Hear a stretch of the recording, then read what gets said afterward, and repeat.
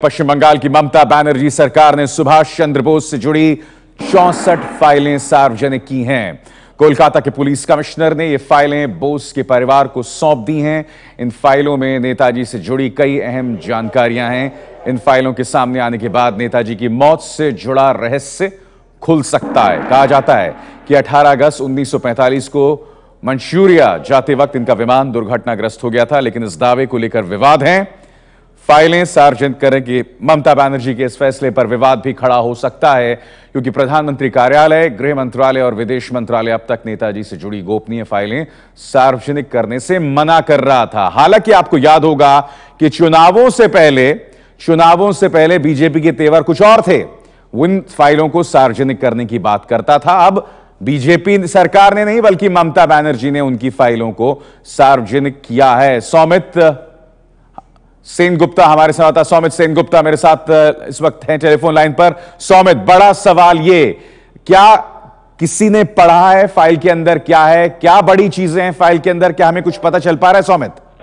देखिए, अभी तक ये पता नहीं पता चल पाया कि फाइल के अंदर क्या है, क्योंकि अभी कुछ ही मिनट पहले ही ये पश्चिम बंगाल सरकार की तरफ से 64 फाइलों को सार्वजनिक किया गया है। हम आपको बता दें कि पिछले हफ्ते ही ममता बनर्जी ने ये घोषणा किया था कि 64 फाइल जो नेताजी से जुड़े हुए हैं उनको सार्वजनिक किया जाएगा, लेकिन केंद्र सरकार की तरफ से पहले जब बीजेपी जब चुनाव के प्रचार में थे, तब जब कह रहे थे कि नेताजी से जुड़े फाइलों को सार्वजनिक किया जाएगा, फिर जब ये मुद्दा सामने आया कि नेताजी के ऊपर स्पाइंग किया जा रहा था, उस समय केंद्र सरकार की तरफ से ये स्टेटमेंट किया गया कि नेताजी से जुड़े कोई भी फाइलें सार्वजनिक नहीं किया जाएगा, क्योंकि इससे देश की जो विदेश नीति है, जो कई देशों के साथ जो रिश्ते हैं, उस पर असर पड़ सकता है। लेकिन अचानक से ममता बनर्जी ने पिछले हफ्ते ही ये घोषणा कर दिया कि 64 फाइल नेताजी से जुड़े उनको सार्वजनिक किया जाएगा। हो सकता है ये एक पॉलिटिकल प्रेशर है बीजेपी के ऊपर, और ये इन सब से क्या निकल के आ रहा है अभी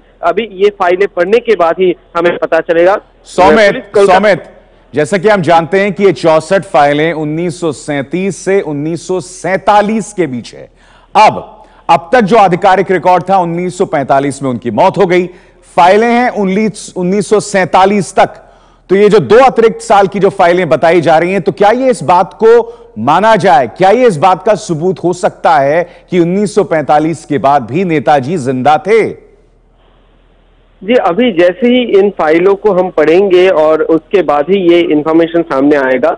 लेकिन ये जो नेताजी की मौत को लेकर जो एक कंफ्यूजन बना हुआ है, क्या वो जिंदा थे 1945 साल के बाद भी, क्योंकि 1947 तक ये फाइल जारी किया गया, या अगर उनका मौत हो भी गया है वो फ्लाइट क्रैश में, उसके बाद उनकी मृत्यु को लेकर कोई इंक्वायरी हुआ या नहीं, किस तरीके का इंक्वायरी हुआ, इनसे जुड़ा भी फाइलें हो सकता है।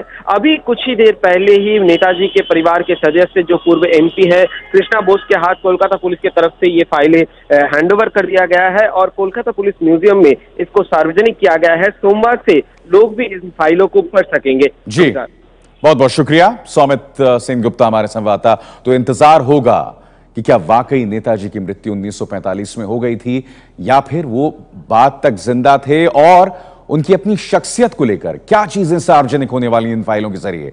कोलकाता के पुलिस कमिश्नर ने इन फाइलों के बारे में क्या कहा, आइए सुनते हैं। Files related to Netaji will be made public, it will be placed in the public domain from 18th of September, that is today.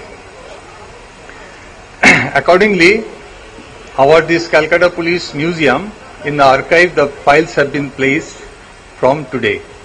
Actually, it was quite a big task, because in this short period of time, we had to digitize the entire files.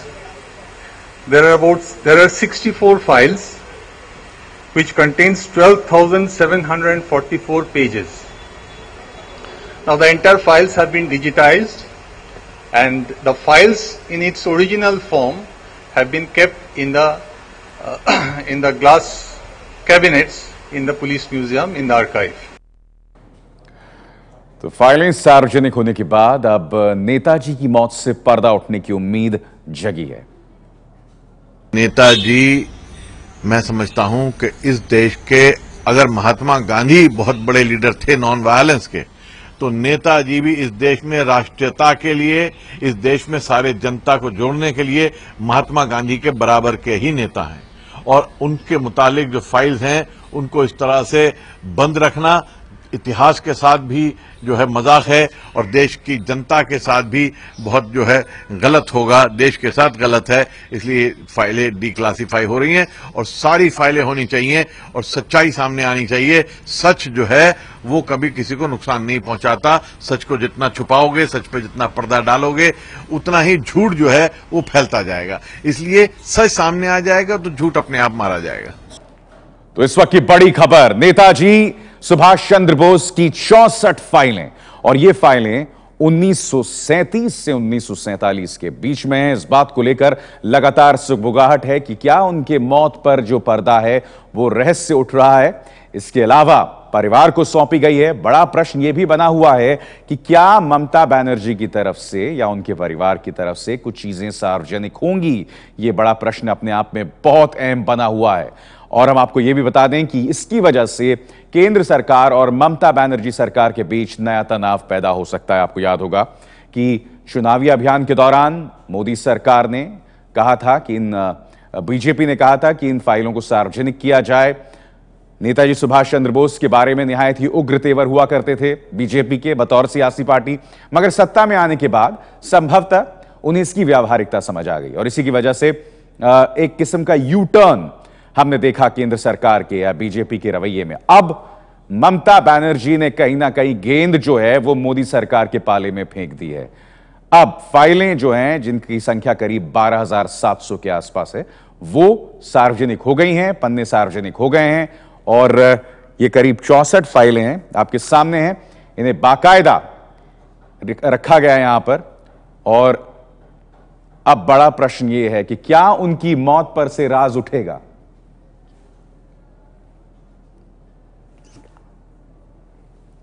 तो बड़ा सवाल इस वक्त यह कि 1937 से 1947 के बीच नेताजी की मौत का राज क्या खुलेगा इन फाइलों के जरिए, क्योंकि हम सब जानते हैं कि नेताजी की मौत 1945 में हो गई थी और उसके बाद 1947 तक की इन फाइल्स का होना अपने आप में कई सवाल खड़े कर रहा है।